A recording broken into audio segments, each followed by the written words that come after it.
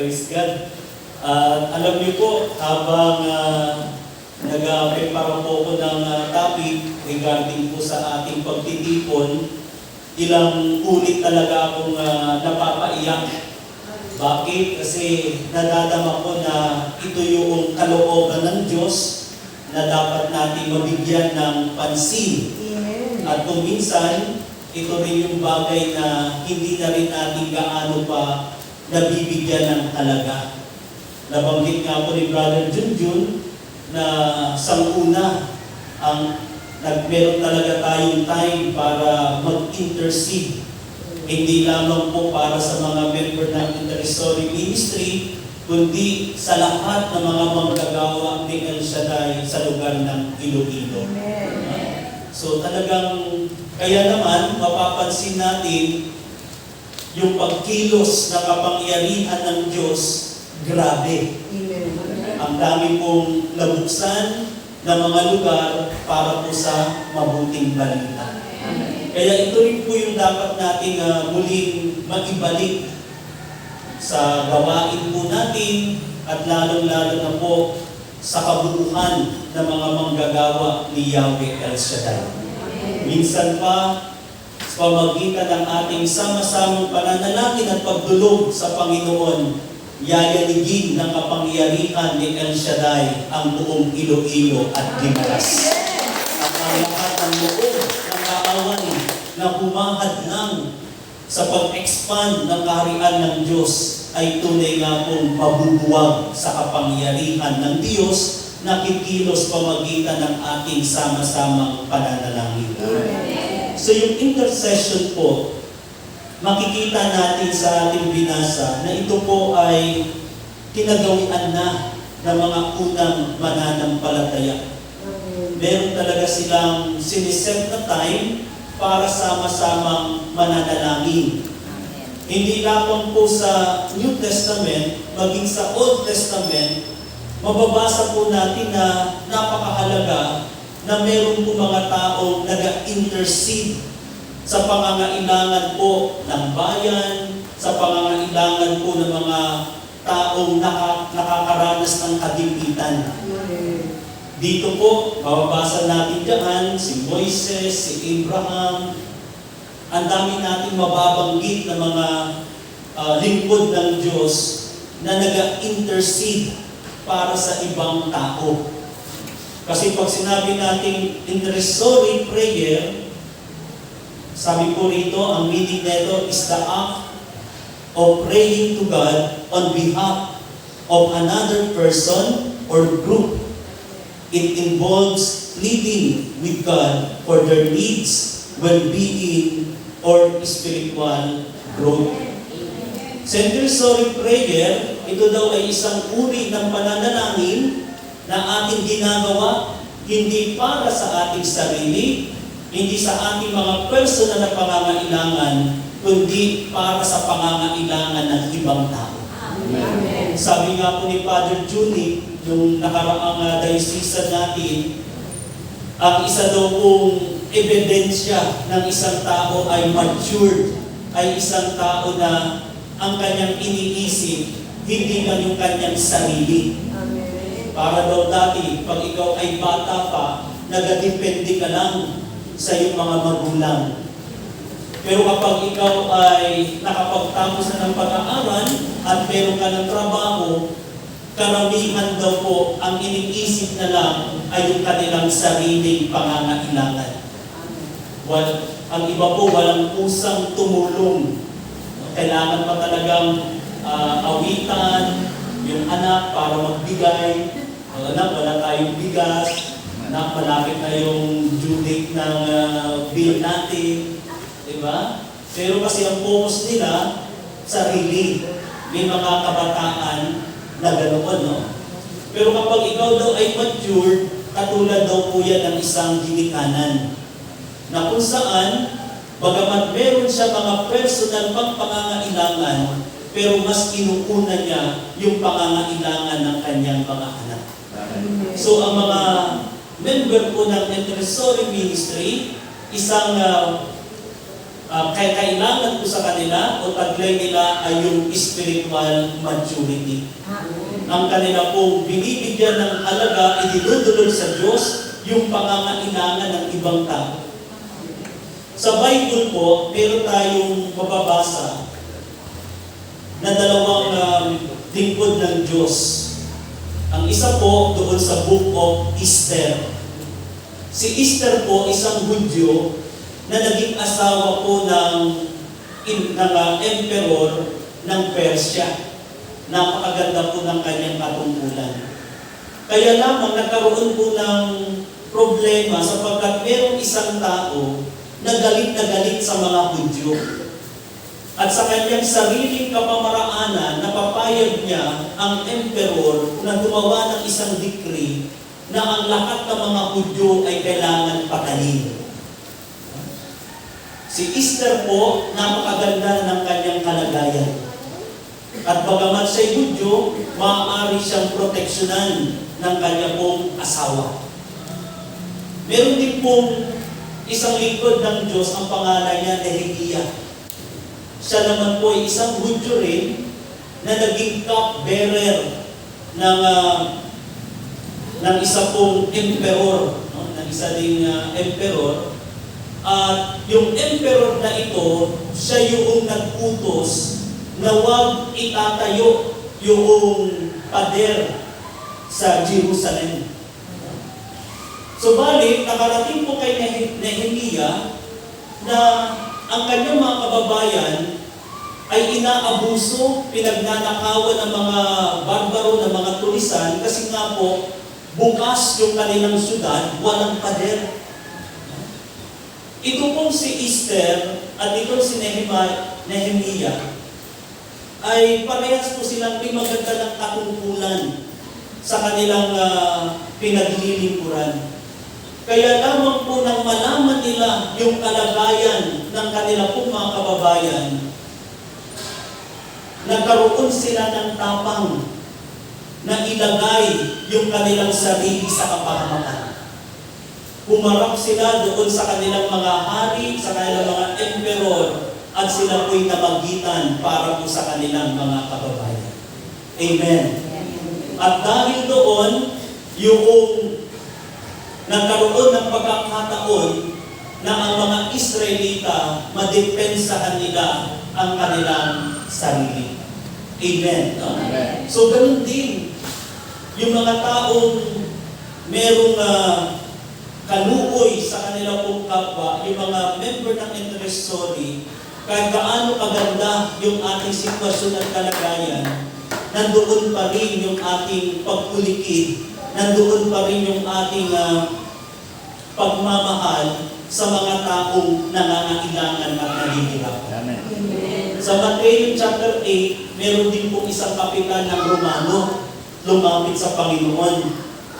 At ang kanyang pong nire-request, pagalingin ng Panginoong Jesus yung kanyang alipin. Alam niyo po, kakaibang kapitan ito. Bakit? Kasi hindi naman niya kaano-ano yung kanyang alipin. Ang isang alipin ay isang pinaka-abang tao sa bayan po ng Israel. Wala silang karapatan, pati ang buhay nila pagmamay-ari ng taong nakabili sa kanila. Sila po yung mga tao talagang nakakaranas ng injustice. Pero tingnan niyo po yung kapitan ng Romano, yung tao na kahabag-habag, yung tao na nakakaranas ng injustice, meron siyang pagpapahalaga at pagmamahal. Ganun din po ang bawat isa sa atin. Tayo po ay nagiging kasangkapan ng Panginoon para po yung mga taong itong nahihirapan magkaroon ng kaginhawaan.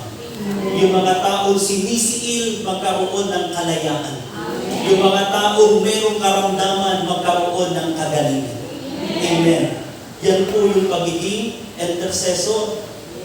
Isa pa po na nakaugnay sa salita ng intercessory ay yung tinatawag na standing in the gap o stand in the gap.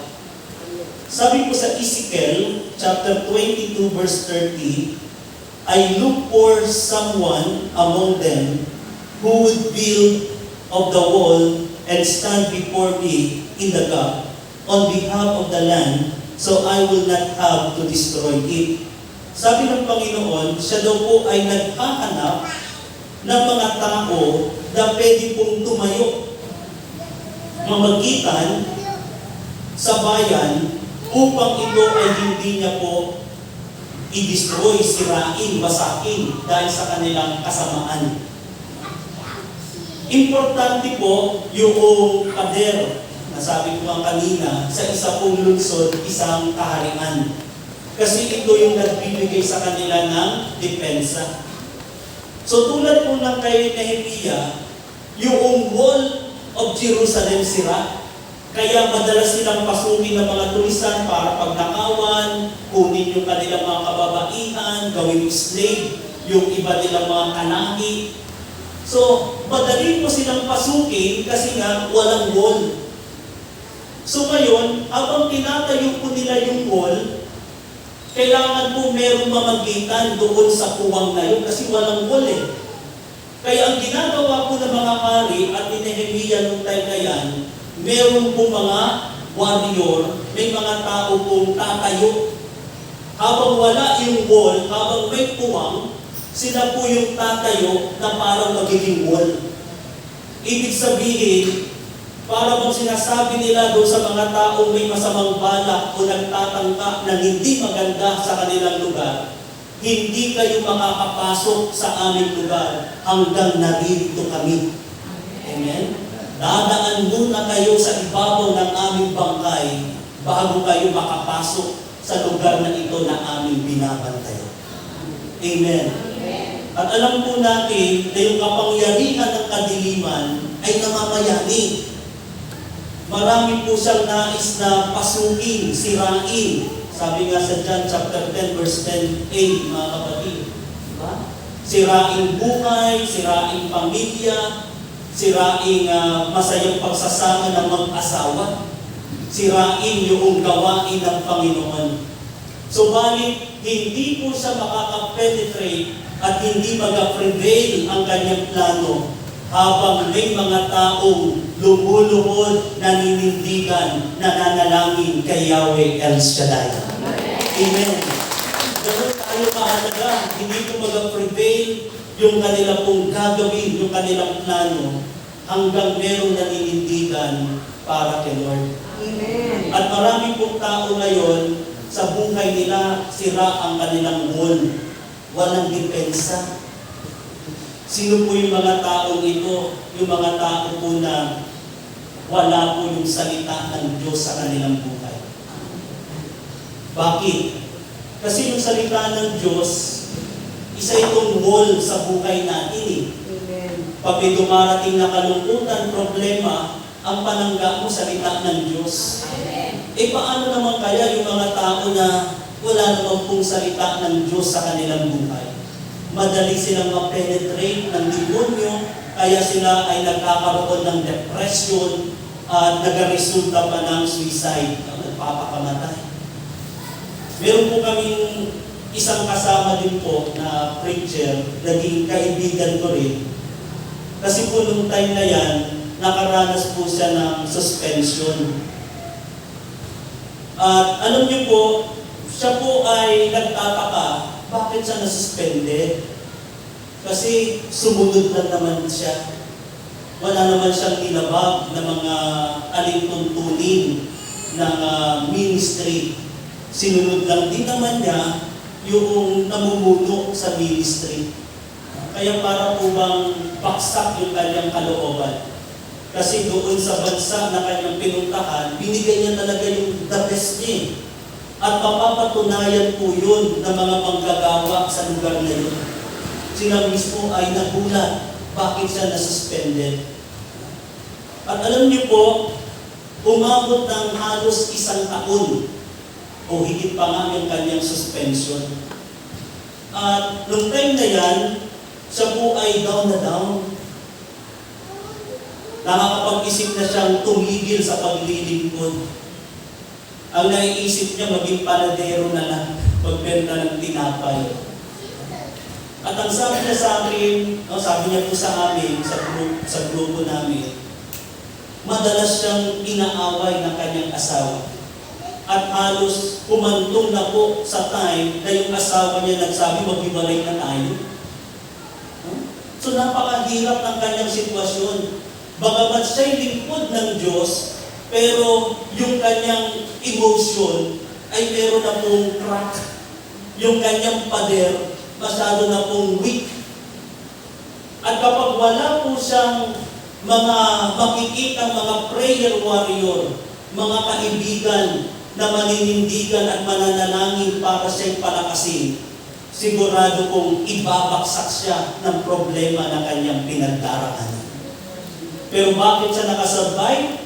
Na ibalik sa pagiging preacher, siyempre sa biyaya ng Diyos at kasama ang mga taong nanalangin para siya'y manatiling matatag sa kabila ng pagsubok sa buhay.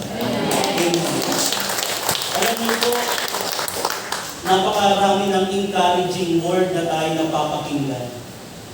Pero ang pinakamagandang mapakinggan natin sa ating mga kapwa lingkod, yung salitang, "Brad, sister, I pray for you."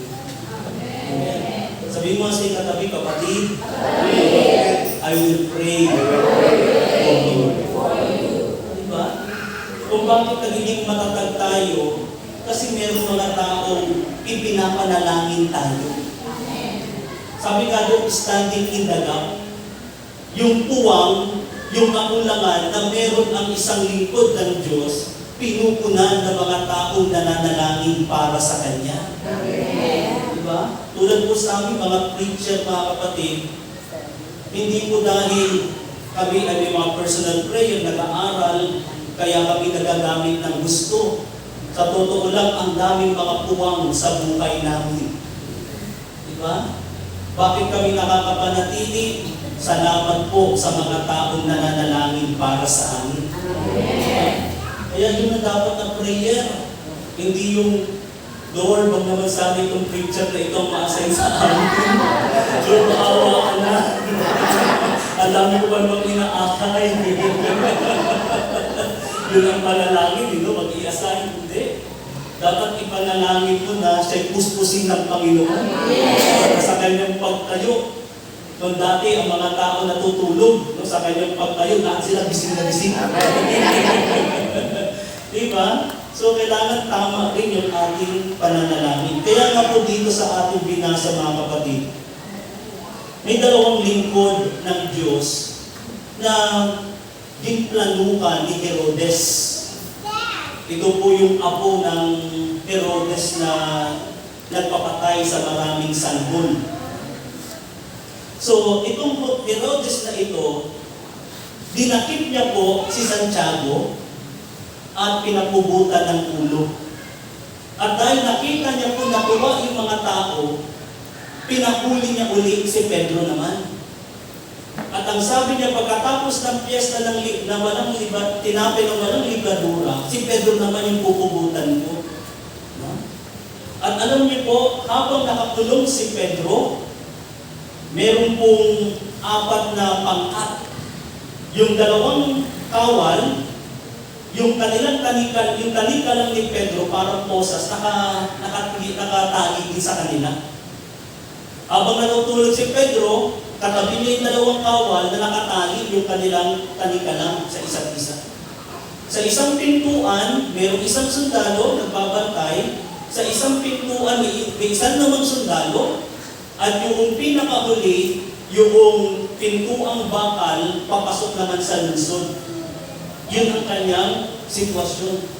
Kaya lamang po, sa ating binasa, sinabi doon, habang nakakulong si Pedro, taimtim na nananalangin ang mga mananampalataya. Amen. Buti pa si Pedro, may nananalangin. Kay Santiago, wala. No? Parehas sila na nagkaroon ng problema, pero magkaiba ang resulta. Ang isa, natuluyang napuputan ng ulo, yung isa ay nakalaya. Amen. Siguro po, meron din namang nananalangin kay Santiago. Di ba? Kaya lang, minsan kasi, tayo mga anak ni El Shaddai, kung kailan na meron ng matinding problema, doon lang natin na-realize kung gaano kahalagang manalangin. Siguro, nung dinakip sa Santiago, hayaan natin, dalawin lang natin yan. Makakalaya din naman yan. Kaya lang na makita nila yung pinakaplano ni Herodes, pinapubutan na ng ulo si Santiago, doon na sila nagpanik, doon na sila na-alerto. Di ba? Ay, kailangan na natin manalangin. Kailangan na natin iluwod si Pedro para namang makalaya. Kaya lamang ang naging problema, bagamat sila'y nananalangin, nang pinalaya na ng Diyos si Pedro, at kumakatok na sa pintuan, merong isang babae na magbubukas, isang dalagitang pangalan ay Rudy. Nang mapakinggan niya yung tinig ni Pedro, hindi pa nakikita, sabi niya, na-notice niya kaagad. Instead daw na buksan niya yung pinto, pumasok uli siya.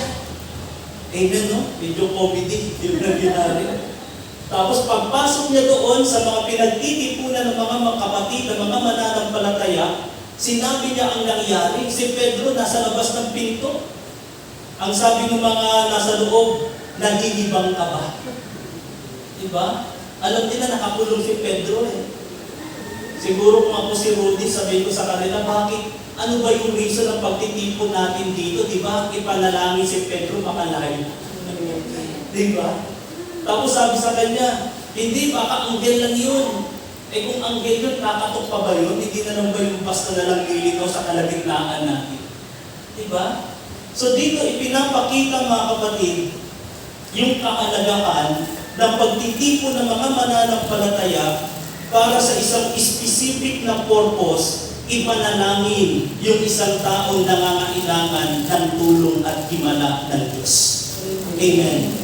Ito po yung challenge sa ating lahat. Nawa, wala pong maging Santiago sa buhay natin. Anong ibig sabihin? Wala naman dito si Sister Nitz. Di ba? Ibig sabihin, wala pong isang tao o lingkod ng Diyos na napahamak dahil nakalimutan mo siyang ipanalangin. Amen. Wala naman sanang lingkod ng Diyos na tumigil sa kanyang ginagawang paglilingkod na ang reason, nakalimutan mo siyang idulog, hingan ng tulong sa Diyos. Amen. Nawa lahat ng taong makita natin, gawin natin Pedro. Pag meron kang nakikita mga tao na namamalimos, mga taong merong karamdaman, may mga tao na lulong sa iba't ibang mga bisyo, wag mong gawin Santiago yun. Nahaya mo, bahala sa daan. Hindi. Gawin mo siyang Pedro. Ipanalangin mo yung taong ito. Ikaw yung Pedro sa buhay ko. Yung asawa mo, yung mga anak mo, yung mga mahal mo sa buhay, yung mga kamag-anak, mga kababayan mo, gagawin ko kayong Pedro. Nasa inyong problema at suliranin, ako ang lulubod na lapit sa Panginoon upang malagpasan ninyo at mapagtagumpayan ang bagay na yan. Amen? Palampakan natin sa Lord. At nawa po, mga kapatid, ako rin ay maging Pedro ng buhay. Amen? Ganun din po yung head natin, si Father Junjun, yung mga council. Bawat isa sa atin, gawin nating Pedro ng ating buhay. Isang tao na palagi natin idudulog sa Panginoon. So ano yung purpose ng intercession? Unang-una po, na nakikita natin dito ng intercession po yung napakahalaga to unleash God's power and intervention. So pamagitan po ng pananalangin, ang kapangyarihan ng Diyos, ang intervention ng Panginoon, kumikilos. Amen po ba? Ganun po makapangyarihan ang pananalangin sa Diyos. Hindi yung panalangin talaga, kundi yung Diyos na ating pong nilalapitan. Kasi kung ikaw naman ay nananalangin at hindi sa tamang Diyos, baliwala yung panalangin. So yung panalangin ay naging effective kapag sa tamang Diyos mo ito nilalapit. Amen, no? So, marami tayong maaaring tanong tungkol po sa prayer. Maraming bagay tayong hindi alam. Kasi ang totoo po sa pananalangin talaga, kailangan mo yung tinatawag nating pananampalataya sa Diyos. Amen? Ngunit, tingnan niyo po yung nangyari dito sa ating binasa. Bagamat sila'y nagkulang, may mga pagkakataon pa lang tayo ay nananalangin, pero parang duda tayo kung mangyayari. Diba? Kasi tingnan niyo po, ipinapanalangin nila makaligtas si Pedro, pero nang nasa harapan na nila yung natubunan, di ba rin sila makapaniwala? Pero kahit na nga kung nagkukulang tayo, salamat naman at pinupunuan tayo ng Panginoon. Amen. No? So, ang dami pong account sa Bible na makikita natin dito na kumilos ang Diyos. Sa Mark chapter 2, merong isang tao na paralitiko na bukat-bukat ng 4 na tao. Nang ito po ay dinala nila sa Panginoon, hindi sila makadaan sa pintuan dahil sa dami ng tao, umakyat sila sa bubungan, sinira nila ang bubungan, at doon po dahan-dahan nilang ibinaba yung kanila pong kaibigan. At alam niyo po, habang binababa yung lalaking ito, anong sabi po ng Panginoon? Dahil sa kanilang nakita ni Jesus yung kanilang pananampalataya. Pananampalataya nino ng paralitiko, maaaring meron din, di ba? Pero masasabi ko kung tiyak, isa sa pananampalatayang nakita ng Panginoon ay yung pananampalataya ng 4 niyang kaibigan. Amen. Naranasan yung tao kong ito, walang kakayahang lumapit sa Panginoon kung hindi po sila tutulungan ng 4 niyang kaibigan. Naging possible yung miracle dahil po sa 4 na kaibigan na ito. May mga tao po na parang napakahirap nilang lumapit sa Diyos. Kasi nandoon yung kanilang pride. Nandoon yung tiwala sa kanilang sariling lakas. May mga taong mahirap lumapit kay Lord. Bakit? Nag-enjoy pa sa kasiyahang inaalok ng mundong ito. Diba? Mga tao parang mahirap talagang lumapit sa Panginoon kasi namumuhay sa pita ng laman. Paano sila makakalapit sa Panginoon? Sa pamagitan po ng mga taong mamamagitan, pamagitan ng mga taong mananalangin. Hindi man sila natin mabitbit physically, pero kaya nating bitbitin yung kanilang buhay palapit kay Lord sa pamagitan ng pananalangin. Amen. Palapakan natin sa Lord. Naliligapan kang gayain kasi palapit ka pa lang, yung pintuan sinasarado na. Amen. Pati bintana sinasarado. Pero kahit gawin nila yun, sarado man ang kailang pintuan at bintana, kayang-kaya pa rin silang pasukin ng kapangyarihan ng Diyos. Okay? Then, ikalawang bagay po dito, yung purpose niya, to cooperate with God's plan. Para daw po tayo ay makipag-cooperate, makipag-isa, makipagtulungan sa plano ng Diyos. Ang Panginoon po, may magandang plano sa lahat ng tao. Kaya lang, ang tao po nilikha niya na may tinatawag na free will. May sariling kalayaan. At yung kalayaang iyon, ginagalang iyon ng Panginoon ng Diyos. So, sa Genesis chapter 1 verse 26, mababasa natin diyan na mula pa sa umpisa, nang nilikha ng Diyos ang tao ayon sa kanyang wangis at kalarawan, binigyan niya ito ng kapangyarihang mamahala sa lahat ng nilikha ng Diyos. Amen, no? So, merong kapangyarihan na ibinigay ang Diyos sa tao. Ikaw ang mamahala sa mundong ito. Kaya lamang, nung magkasala ang tao, nagpadaya sa demonyo, nagkaroon ng kapangyarihan ang demonyo sa sangkatauhan dahil sa kasalanan. Kaya para po bang nawalan ng kapangyarihan ang tao? Naging masunuri sa sinasabi po ng Diablo. Kaya nga po, isa sa mga title ng si Jesus ay nagkatawang tao, mali